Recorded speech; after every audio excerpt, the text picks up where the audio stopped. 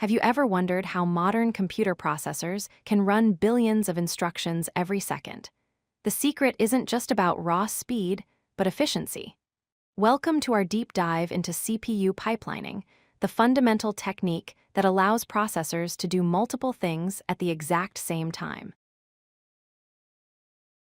To understand pipelining, let's look at doing laundry. Imagine you have 3 loads of clothes to wash, dry, and fold. If you wait for the first load to be completely folded before starting the second load's washer, it takes forever. This is sequential processing. But if you put the second load in the washer as soon as the first load moves to the dryer, you are overlapping the tasks. This is pipelining. You aren't washing faster, but you are finishing more loads per hour. In a CPU, every instruction goes through 4 main stages. First is fetch, where the CPU grabs the instruction from memory. Second is decode, where it figures out what the instruction means. Third is execute, where the actual calculation happens. And finally, write back, where the result is saved. Keep these 4 steps in mind. Without pipelining, the CPU would behave like the inefficient laundry day. It would fetch, decode, execute, and write for instruction 1, leaving the fetch hardware completely idle until instruction 1 is totally finished. This is a massive waste of resources because mostly, the hardware is just waiting. Now let's pipeline it. In the first clock cycle, we fetch instruction 1. In the second cycle, while instruction 1 is being decoded, we immediately fetch instruction 2. By the fourth cycle, the pipeline is full. The fetch unit, decode unit, execute unit, and write unit are all busy working on different instructions simultaneously. Ideally, we complete 1 instruction every single clock cycle. There is a very important distinction to make here. Pipelining does not improve latency. That is, it does not make a single instruction go from start to finish any faster. In fact, it might be slightly slower due to overhead. What it improves is throughput.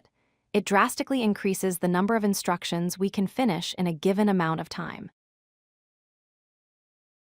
Of course, it's not always perfect.